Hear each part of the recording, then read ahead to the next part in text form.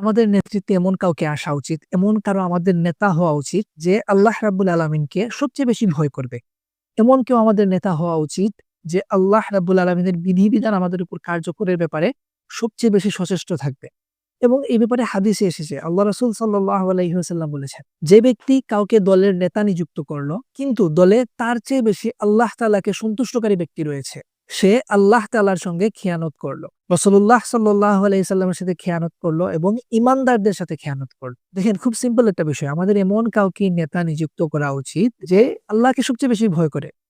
কিন্তু আফসোসের বিষয় বর্তমান সময়ে আমাদের সামনে এরকম নেতা আমরা দেখতে পাই না। বর্তমান সময়ে আমরা এরকম কাউকে খুঁজে পাই না যে আল্লাহকে সবচেয়ে বেশি ভয় করে এবং তাকওয়ার ভিত্তিতে তাকে আমাদের নেতা নিযুক্ত করা হয়।